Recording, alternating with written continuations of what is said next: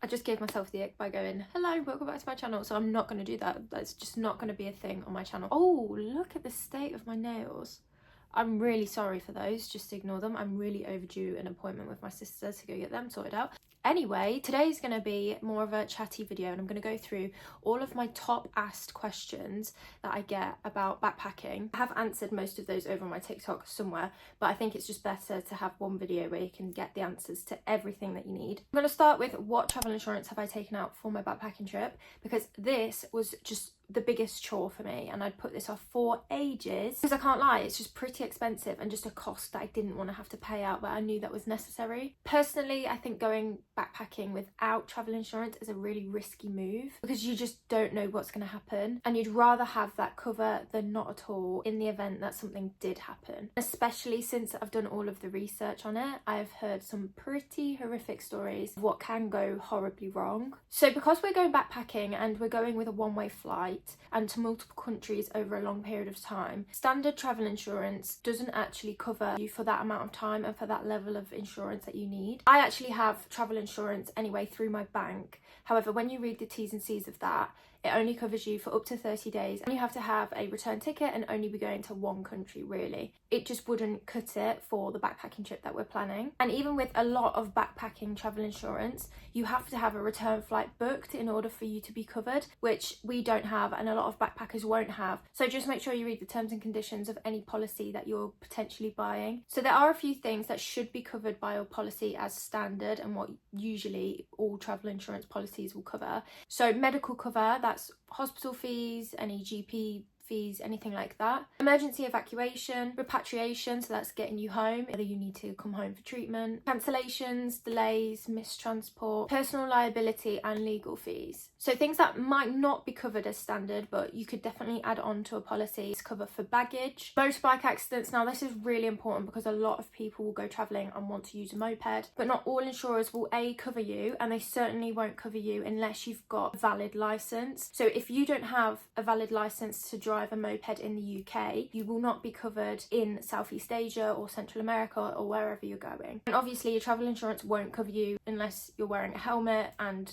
you're not under the influence, which is obvious but worth the mention. Your travel insurance might not also cover extreme sports such as diving, so make sure that if you are planning on doing that, get that as an additional cover. Any pre-existing medical conditions you will have to declare, and some might not be covered, so check that out as well. And then missed flights, depending on the fault. If it's your fault, obviously travel insurance probably won't cover you. So basically I did a real deep dive into reviews, the policies. Pretty much I spent ages looking at different travel insurance policies and the experiences that real people have had, particularly with the claim side of things, because that to me is the most important thing. But what I realised was the longer and the harder that I looked, I was bound to find a bad case somewhere. In the end, I just had to go on the balance of probabilities and find the company that had, on the whole, had the most and the best reviews from people who had to actually make a claim with the company. So in the end, that company was actually True Traveller, but that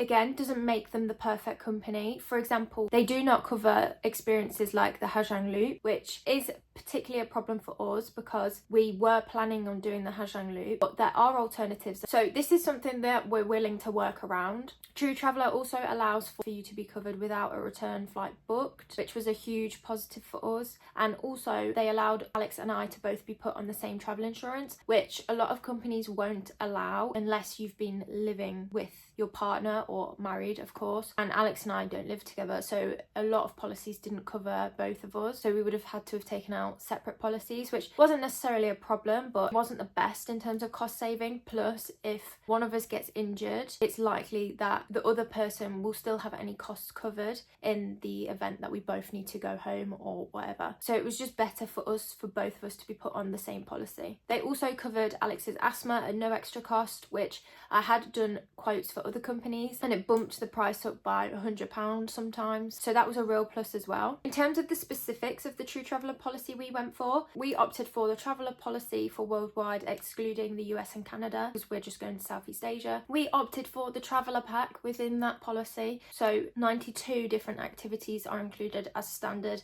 in that. And if we do look to do any activities that aren't included in our policy, you can easily add them on to your account. That again was a huge positive for us because we're just not sure what we're going to end up doing. We then also decided to add on specific insurance for both of our phones, which did increase the price by, I think it was about £115, which, so you're only covered for the value of the phones up to £450, which obviously doesn't cover the full value of our phones, but we thought that it was better than nothing, and for £115 for both phones, it was probably worth it. In total for both of us, we paid £550 with the additional phone cover, so £275, which to be honest I thought was quite reasonable, and for the coverage that we're getting and how confident I feel in the policy that we have is actually money well spent. Obviously travel insurance is a really personal thing, so there's not going to be one company that I can recommend because it might just not be suitable. For example, with True Traveller, although you don't need a return flight booked, we did have to put in a potential end date, so we knew that we would have to be home by the end of Jan anyway, so we just put the end of Jan even though we don't have a specific date as such and no return flight booked. But for travellers who genuinely have no idea when they're going to be returning home, this just might not be suitable. But with True Traveller you can extend it, so it's not really a sticking point. Unfortunately, it's just one of those things that you're going to spend a bit of time researching and making sure the cover is right for you, but just make sure you actually do it and get some cover, because you'll never regret actually having travel insurance, but you might regret not having it, so it's just worth doing despite the cost. Next question, what backpack am I taking for my backpacking trip? I'm leaving in 2 weeks time, so I've already started putting some stuff in here, so it's quite heavy, which is not a good sign considering I'm going to have to carry this on my back for 3 months. I got the Osprey 5U 70 litre backpack, which basically is a 55 litre main bag and then a 15 litre detachable day bag. And I just think that is brilliant in itself, because having a detachable smaller bag for hand luggage or just general days out, things like that, I think that is super handy. And then the 55 litre main bag opens up like a suitcase like this, so you don't have to rummage through the top of the backpack to get to everything that you need. You can just literally unzip it and everything is there. The one thing about this though is that it is too big to be a hand luggage cabin bag. It does have to go in the hold, which personally I think for the length of time that I'm going for is fine. But if you want to make the conscious decision of being able to save money on flights, then this just isn't going to work for you. As I've started to pack this bag, I am actually enjoying the fact that there are like different compartments inside. So there's a huge big compartment down this inside here where I've been able to put tiny bags, like my medical bag and that kind of thing in here, just to keep things separate from the main bag. And there is also a zip here down the front for the same thing. I'm not sure if I'll use this or not, but we'll find out. And then there are also straps inside that you basically clip together over your luggage like this, and then pull everything together so that it's nice and tight and compressed. And then you've got the actual backpack straps that tuck away nicely in the back like that, and then this just rolls up in the bottom of here, so you roll it up, fold it all up, and it just slots in nicely in here, so you don't have this thing dragging about the whole time. But then you can just zip away the straps so they're not going to get caught on anything or anything like that. The 15 litre day bag is only open from the top, but for a smaller bag I don't think that's a problem at all. It does have a few compartments inside. It's got a little zip pocket here, and then here is also like a little hard, I guess it's like a pouch for your laptop that you can slide in the back. And then you've obviously got like these netting compartments at the front, which I've put a water bottle in, but I'm not actually sure whether I'll take the water bottle or not yet. So to be honest, these were probably the most expensive choice that I could have made for a backpack, but I've heard very good reviews. I'm hoping this should last a lifetime and hopefully will come on many more trips. So I was willing and prepared to pay a bit more money for quality, but as I say, it's not going to suit everyone. Question number 3 is, what vaccines have I had or do I need for going to Southeast Asia? I think this is the question that I get asked the most. So I can only talk about Southeast Asia specifically because that's where I'm going to. So do check for the countries that you're visiting, but for the countries that I'm visiting, none of the vaccines are actually required. They are completely optional. They're obviously recommended and recommended for a reason, but they're not required to actually get into the country. So if you're from the UK, you can actually get a few of the vaccines on the NHS for free. All you have to do is ring up your GP, say that you're going to go travelling, and they will tell you what their procedure is. So for me, I had to pick up a travel risk assessment form from the practice, fill it in. It was basically asking all the countries that I'm visiting, how long I'm planning on staying for, the activities where I plan on staying, like all that kind of thing, basically finding out information about the trip that I had planned and also the previous vaccinations that I'd had and any other health risk factors, that kind of thing. I then handed that back to the surgery. They rang me up and said,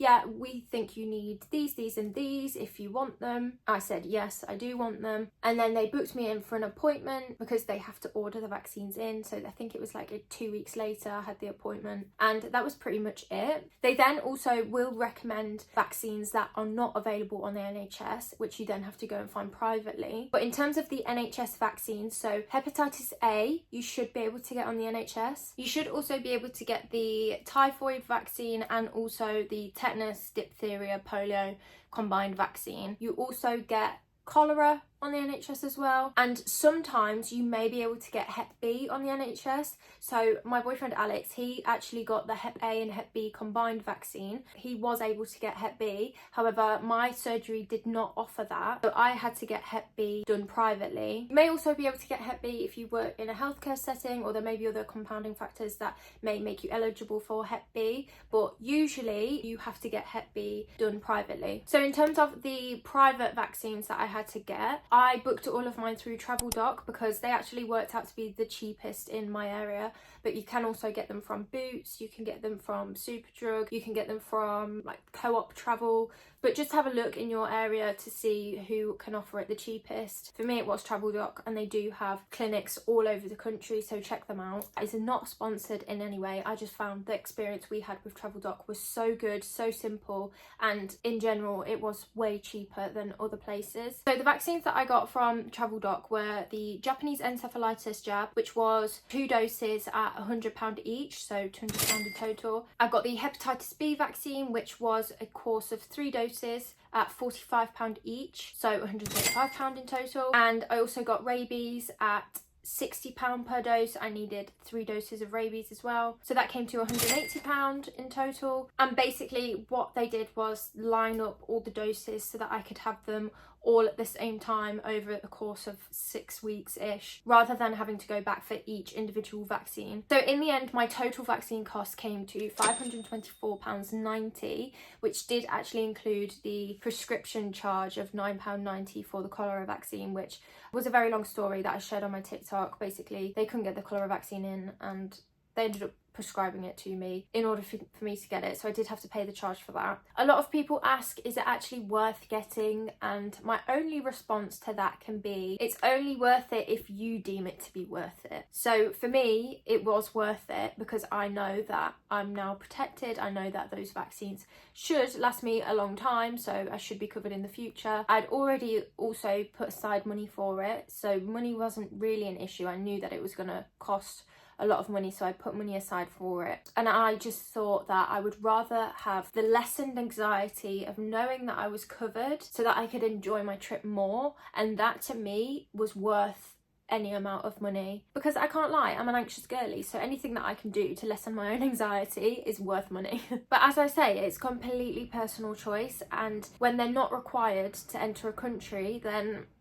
it's just whether you're risk averse or not. Question number 4 is, what travel bank cards am I taking? There are actually quite a few options that you could choose, but when I was looking into them, Starling was the only one that didn't incur loads of restrictions on how much you could withdraw, when you could withdraw, that kind of thing. So with Starling, there are no charges on withdrawals from ATMs. You may actually be charged by the ATM itself, but you won't be charged by Starling. And it was also free to get the physical card sent to you. I did already have a Monzo card, and I've been traveling with Monzo across Europe for years. So I will be taking my Monzo card as well as like a backup, but my primary card will be Starling. Again, there are no transaction fees with Monzo, but you do have a withdrawal limit of £200 every 30 days. And then anything more than that is charged at a 3% transaction fee, which obviously isn't ideal when the countries I'm going to are mostly cash-based currencies. But there are other options like Wise, Revolut, Chase do one. So just have a look. If there's one big piece of advice here though, is make sure you take more than one bank card, especially if you're traveling solo, because the last thing you want is to be stranded without a bank card because an ATM has eaten it or you've managed to lose it. So definitely take more than one bank card with you. And then the other thing that's linked to this is travel money. A lot of people ask me how much money in cash am I taking of the currencies of the countries that I'm going to. So we're starting in Thailand and approximately spending 2 weeks-ish in northern Thailand. So we will be taking out some cash in Thai baht with us. I think I'm also going to plan on taking out some US dollars with me as well, because the border crossing at Laos and Cambodia, they are charged in USD and the notes have to be pristine. And also in Cambodia, the preferred currency is US dollar because it's worth more than the Cambodian real. So I think I will be taking some US dollar out as well. I might take out a bit of Vietnamese dong just to be covered when we first land in Vietnam. I'm not sure how much, and if I do take any, it'll only be a small amount because really there's no need to take money out there. You could literally just go to an ATM and go get some, but it's just having that as like a safety net kind of thing. So I might do that as well. I will be taking more Thai baht than the other two currencies, but as I say, it's pretty easy to be able to withdraw cash over there, so I'm not too concerned. And then finally, the final question is how to plan a backpacking trip and how much of my backpacking trip have I actually planned and pre-booked. So in terms of actually how much have I planned and pre-booked, obviously bought the flight out there, and then I've only pre-booked the couple of nights in Bangkok when we first arrived. Other than that, nothing else has been planned or bought or pre-booked. So we will be pretty much booking things as and when, because we just don't know how long we're going to stay in each place, and we might absolutely love a place and want to stay there for ages, and that is absolutely fine, but we just don't know until we're there. Obviously we have things in mind and we have kind of a route and a length of time that we'll roughly be sticking to, but if we just prefer and absolutely love one place, then we'll just spend time and enjoy our time in that place. So we're not too concerned, and we want to leave things quite relaxed and definitely not pre-planned. But what I have done is put together a spreadsheet of the places that we may go to and kind of the activities and how to get from place to place, that kind of thing. So whilst I'm also very relaxed as to how things actually plan out, I do have kind of a plan if we do end up in a certain place or how to get from one place to another place. We've kind of got like a best of both worlds situation where kind of, yes, have a route, have a plan-ish, but also nothing is like set in stone at all, which is great because Alex, you don't know this, but I am secretly planning that we'll go to the Maldives for Christmas. He won't watch this, and if you do watch this, Alex, then I'm going to try and convince you. In terms of actually planning a backpacking trip, there were 3 main considerations that were vital before we even started researching or anything like that, and that was budget, duration, and location. Now these all kind of like intertwine with each other, but once you've got these 3 figured out, then you can kind of dive into actually the specifics of where you're going and the activities and how to get from place to place, that kind of thing. So the actual biggest thing for us, and when we first started talking about this backpacking trip, we both had full-time jobs, which we wanted to keep, but if you've been following along with me anyway, you'll know that that is now not the case for me. I now do not have a full-time job to worry about, but Alex does, so we were basically basing it off the sabbatical that he could get. So our duration was very much dependent on the jobs at the time of planning. We then decided, okay, so where can we go for 3 months? Our budget also determined the duration a little bit, so these two really go hand in hand. In terms of actual location, what Alex and I did was kind of draw up a list of the places that we'd absolutely love to go, and on my list was Thailand and Vietnam was on Alex's list, so that was kind of a no-brainer. We may as well just go to Southeast Asia then.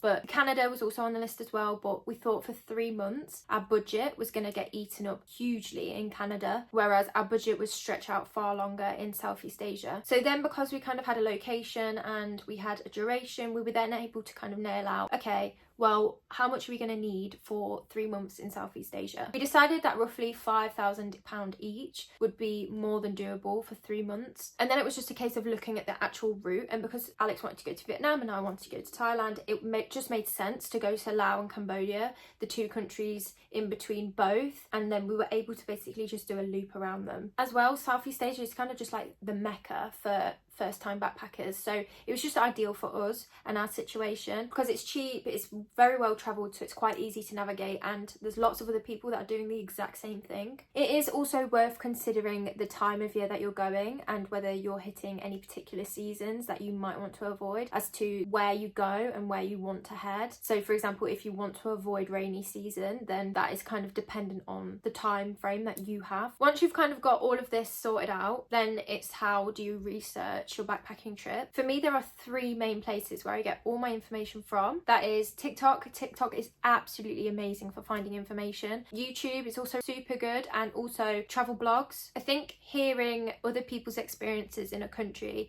and seeing what they did and what they thought is really important. So these 3 methods were just like the best way to get information from a first-hand perspective. I start on TikTok, and basically all I do is just save a bunch of videos for the places that I want to go to, and then I go back through all the TikToks and collate all the information from them and put them onto a spreadsheet. On my spreadsheet I included what was important to me, so this was accommodation, activities, places to eat. But for example, if you're a huge gym lover and you plan on going to the gym in every place that you're going to, you could have a column for gyms in the area as well. You can access all of my travel planners and my templates on my website by subscribing, and that will also give you access to the huge Southeast Asia travel planner that I have with all the information on that I regularly update, and it's a Google Drive link, so all the updates I make you can see as well. So that's just such a good starting point for if you're planning to travel Southeast Asia. And then once you've gone through TikTok, you can then see any holes that you might have. So for example, one of the holes that we had was how we were going to get from Thailand to Laos. What I did was YouTube search and Google search to bring up travel blogs, and then you can like pinpoint the areas which you're missing, and then you can fill it in on your spreadsheet. It is also worth researching any visa information that you might need and making a note of this as well. So I have a column on my spreadsheet for visa info. For the countries that I'm going to, for Thailand and Vietnam, you get X amount of days visa free entry, and then for Laos and Cambodia you can get a visa on arrival or you can get e-visas. And then also for Cambodia, they have literally just introduced in September an electronic arrival card, which you do have to apply for within 7 days of your arrival, but this is only if you're arriving into an airport. It's free, there's no charge or anything like that, but just be aware because that is completely new this month. And that pretty much covers all of my most asked questions. Bless me. If you have any other more specific questions, my DMs are always open, feel free to message me, and I'm always up for a chat about your travel plans. Hope that helps, and enjoy your travels.